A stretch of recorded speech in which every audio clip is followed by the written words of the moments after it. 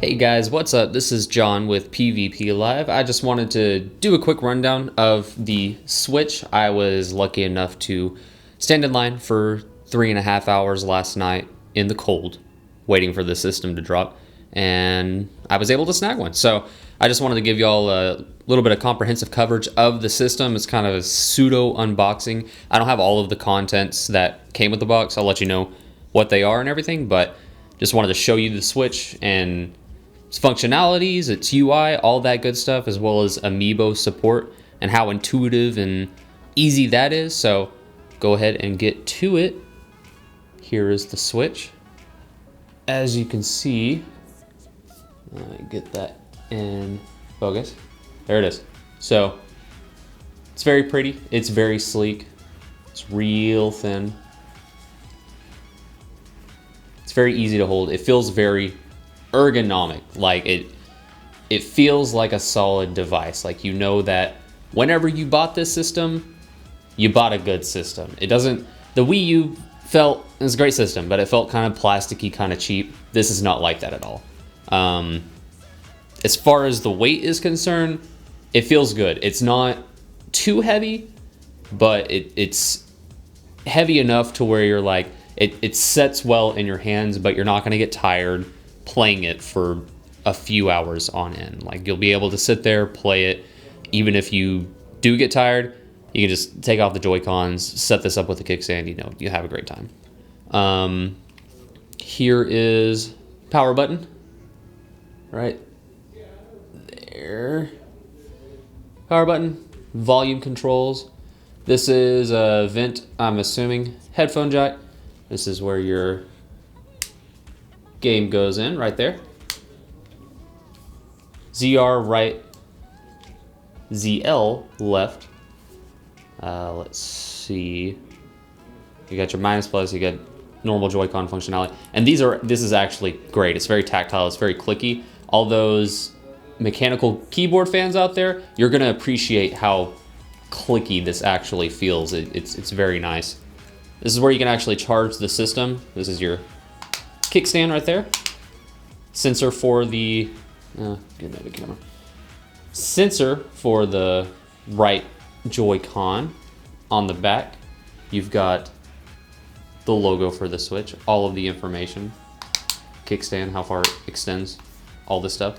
These two buttons right here, that one, this is what actually disconnects the Joy-Con from the Nintendo Switch. So as you're playing it, you hold that down right there, pull it up. It's fairly simple. Go into the Joy-Cons. They're tiny. They're very tiny. Like, so much so that holding it initially, I was like, I don't know how I'm going to play this with two people. But with the shoulder things, I don't actually have them here with me right now. But with them, it makes it a lot better, because just it's kind of weird. You could get used to it, but just initially, it's very strange. But with the shoulder pads, it makes it a lot easier.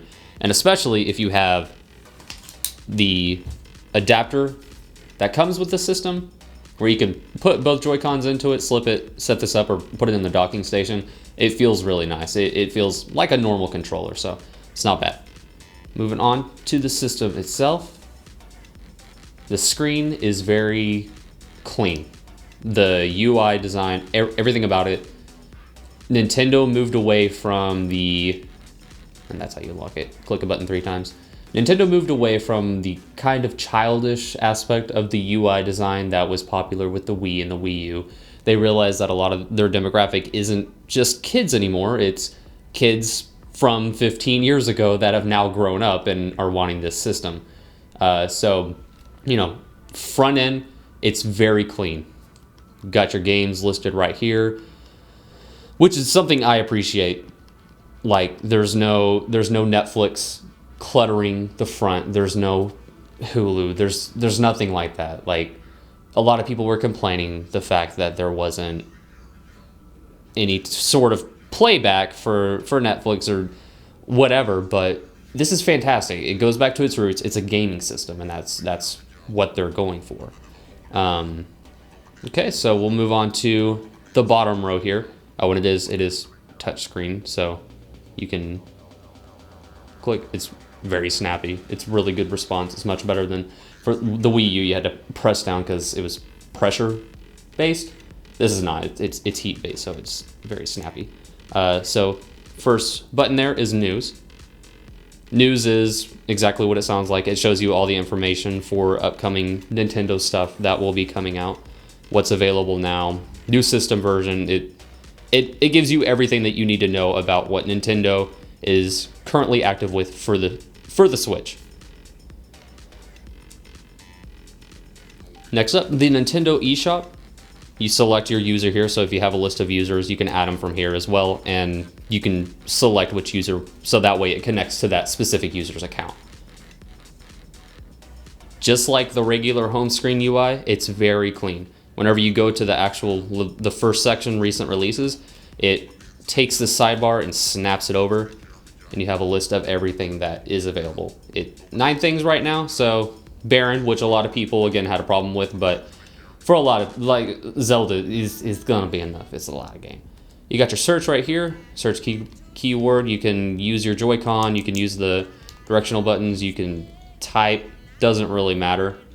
It's also got, much like the PS4 and Xbox One, you can use the B button to delete, and then the plus is actually the search, so you don't have to go down and click it.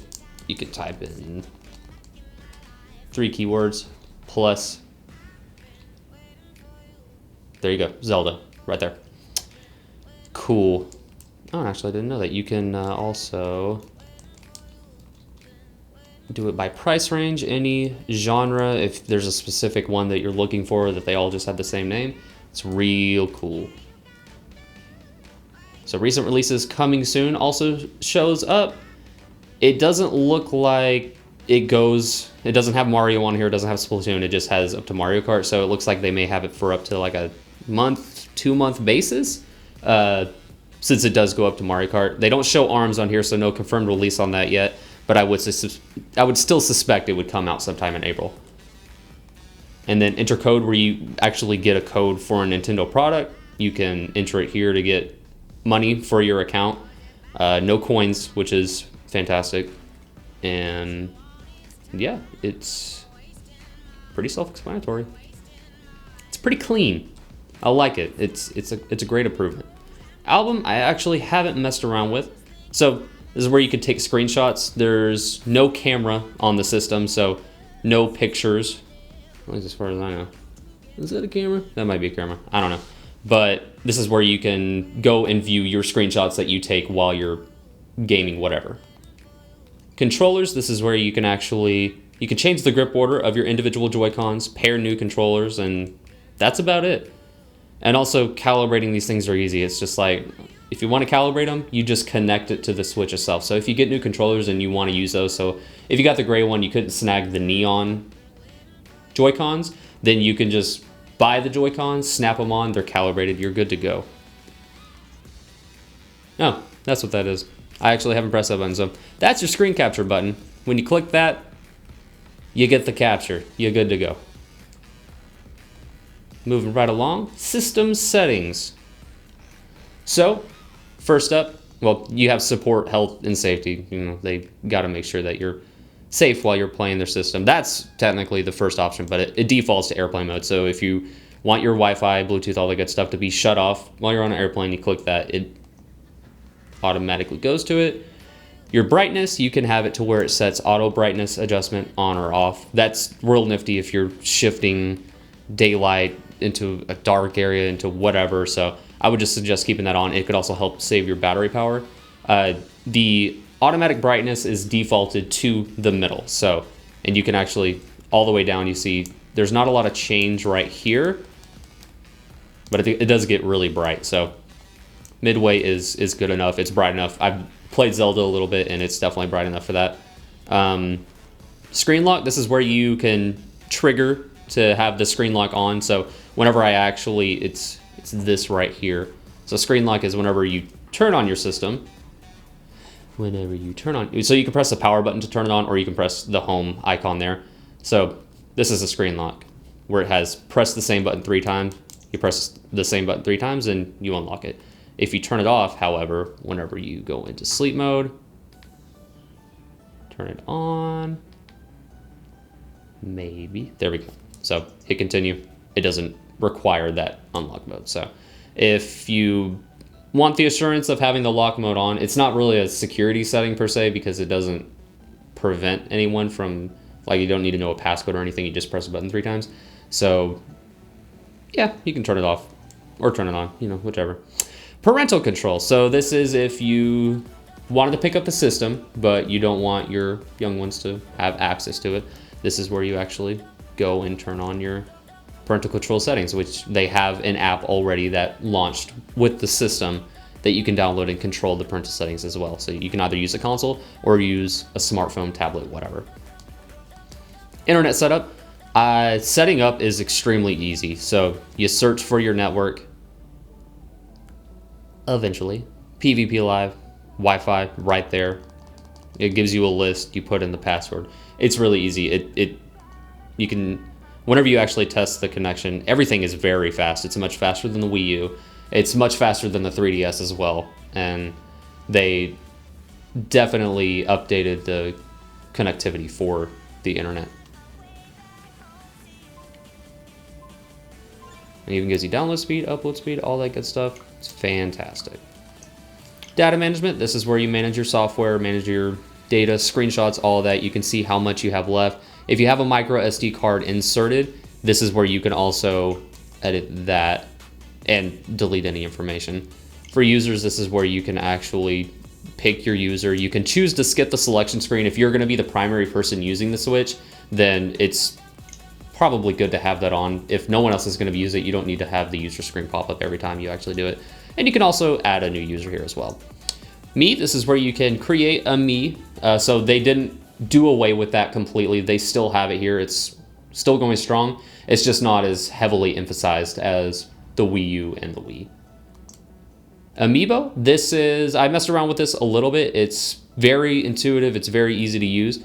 So you can register an owner and nickname, delete the game data, reset the Amiibo straight from your console. You don't need to be in game to do it. So click on that. It brings up a prompt. Hold an Amiibo to the NFC touch point, which is just the controller. So we'll take our Toon Link and you're good. And then from there you can add them. You're good to go. Themes. So this is a big thing for people. It automatically defaults to basic white, and then you also have basic black, or night mode as people are saying. So if you are playing late at night and it's dark and you know the white is hurting your eyes, you can switch it over to basic black. Or if you just like the look of the basic black, it's real easy to switch it over. If you don't, switch it back, not a problem. Set up your notifications, download complete notifications, friend notifications, and sound notifications. You can toggle all of this. You can adjust it how you need to.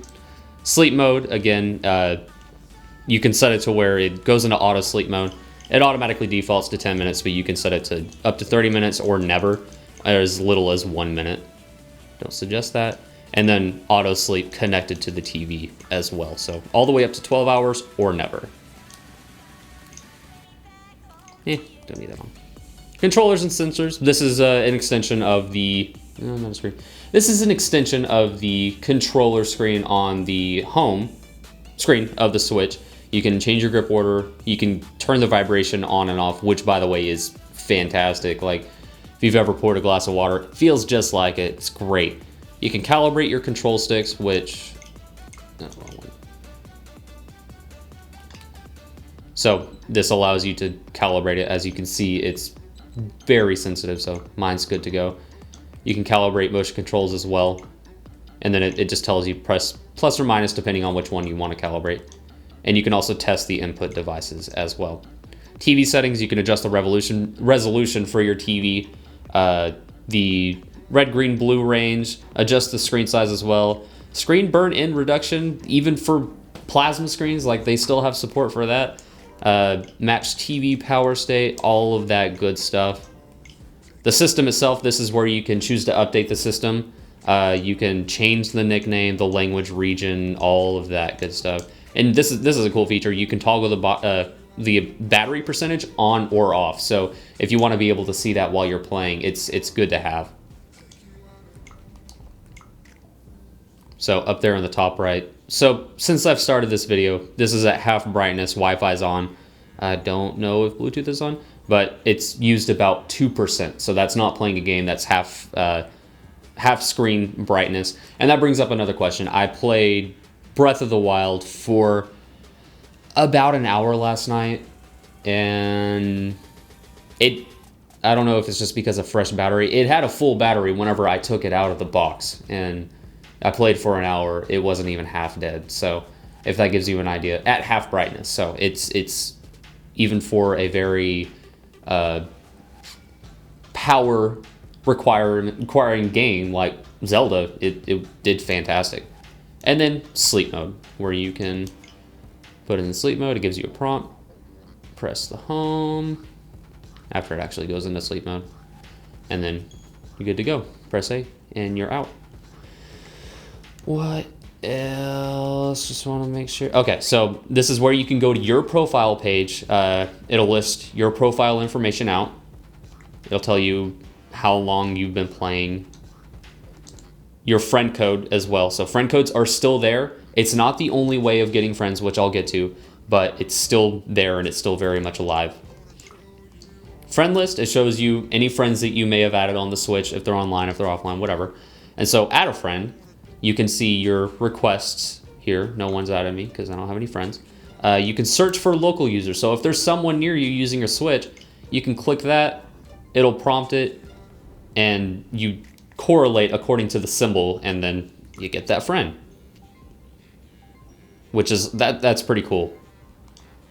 You can search for users that you've played with. So for online games, I'm assuming like Splatoon, ARMS as well. If there's someone that you hit it off with, you can search for them using this that you played with recently. I don't know how far it goes back, but yeah, you can add people that you've either played on a game with, Splatoon, multiplayer, or whatever.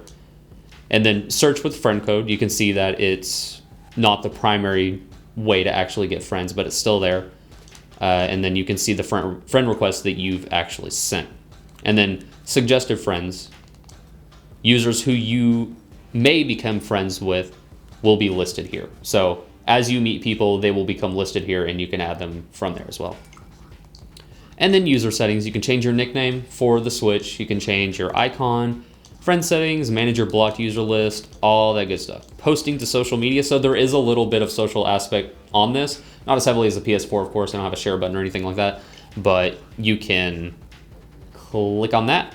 It'll take you here. You can link your Facebook, you can link your Twitter, and do relevant things posted like that, if you care to. Moving right along. Nintendo eShop settings. Again, you can adjust credit card information, all that good stuff. It'll allow you to add funds, whatever you need. Oh, and also the volume. Volume's up there. Gets pretty loud. And not to mention all these sounds, there's subtle vibrations, there's subtle things that you can actually feel every time you click something. And it's great. I love it. So moving on, actually taking the Joy-Cons off, it's not as fun as they would make it seem. Like, you gotta hold it, get a pretty good grip on it so you don't launch your system across the room, and then pull it up and you're good to go. The kickstand, however, I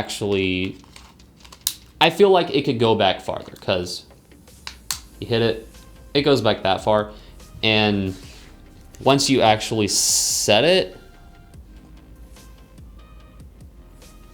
it's kind of hard to see. So it isn't at too great of an angle. Like if you're playing, you got to be pretty horizontal to actually see what's going on. It's fantastic, but I just feel like if it leaned back a little further, it may be easier to play if you're like at your desk or on the couch or whatever. That's just my opinion, but it's still very useful to actually have. There we go. Cool. So going back into the system, I actually want to show you guys the game, how it looks on the system itself. I'm not going to do any extensive gameplay of Zelda At least not yet. So you click it, it gets to loading. It's very fast. It's much faster than you would think for a Zelda game. Because this game, Zelda games are notorious for being big. This game is massive compared to that. Trying to get it as crisp as I can. Okay, there we go. So, you know, just a few seconds and you're taken to the loading screen. You have the option to continue, new game, options, set up your Amiibo and downloadable content as well. So if you didn't actually get the expansion pass, you can go ahead and get it here. And I believe through the eShop as well. So if you have been playing, hit continue. It brings up a list of your autosaves as well as the saves that you've done yourself. And by the way, they made it so easy in this game. It's great. Actually, I'll go for my autosave. So it's loud, it's crisp, the sound's great. The people were very concerned about the quality of the screen and the quality of the graphics. I can assure you that it's bar none, it's fantastic. Like, you don't need 1080p resolution in a handheld to have a good time. And I'm telling you this from experience. So we're still loading. This actually fills up as it's loaded, if you noticed. And then you're in. It loaded extremely fast. And so if you are not used to, if you're used to PS4 and you're used to Xbox and even using the GameCube or Pro controllers for Wii U, this may take a little bit getting used to because it is very tiny. It's very responsive, it's very slick, it's very ergonomic, but it is tiny. I will admit. But once you actually are playing for a while, it just becomes apparent how fantastic it is. Like, I cannot emphasize how fantastic it is that Nintendo found a way that we can take this, a full-fledged Zelda game, in the palm of our hands anywhere we want. It's great. So yeah, that's just a little taste of how Zelda looks on the handheld. And now I will show you how quickly you can switch between games from something like Zelda to, I just have the Snipper Clips demo currently, so you're just like, whatever. So you go over here, save, on a dime, really quick, progress save. You hit home, you're out. Go over here. You want to close the software you're currently using? Yeah, I want to go over to Snipper Clips. And then almost instantaneously, it loads it up. Snipper Clips is already loading. So you were just fighting Ganondorf in Breath of the Wild. You decide you want to do something a little bit more casual. There you go. Turn that down a little bit. So Snipper Clips, 2 players, 1 player, which you just swap between the 2 characters if you're curious how that works. Press any button to proceed. And just like that, you're playing Snipper Clips. And as far as I know, that's how it is across the board. Switching between any game, it's that quickly. You decide you can't play this anymore, all right, out, back over to Zelda, do whatever you need to do. It's fast, it's quick, it's snappy, it's fantastic. One thing that some people may be concerned about for the future is, okay, that's all great and dandy, but how is Super Smash Brothers or Street Fighter or these games that are going more competitive, even Splatoon 2 that is looking to get into the esports scene, how are these games going to perform on the Joy-Con, on the tiny controllers? As far as like this is concerned, this thing, I honestly don't think this is going to fit into the competitive scene, because no matter how comfortable you get with it, it's cramped. It really is. It's good for playing on the go, 2 players, whatever, but it is cramped. It's not good for FGC style or competitive Smash, in my opinion. However, if you have these 2 and they're on the rechargeable handle thing, or you know, if you have the Pro controller, that is going to be a different story. But again, that means that you have to buy additional peripherals just to be able to competitively play, or you want to risk it with the use of the Switch Joy-Cons themselves. So very much casual. The Joy-Cons are not going to be a good fit for Super Smash Brothers, especially for training. This is going to be great, or playing on the go if you're at a competition and you need to practice. This is going to be fantastic. But as far as actually playing with the individual Joy-Cons, maybe not so much. Especially Street Fighter, if we end up getting like Tekken or Street Fighter 5 or whatever ports over to the Switch, then the fighting stick that's released with the Switch is probably going to be a good choice. But the Pro Controller, I would say, or the dock for the Joy-Cons, then that would be a good pick as well.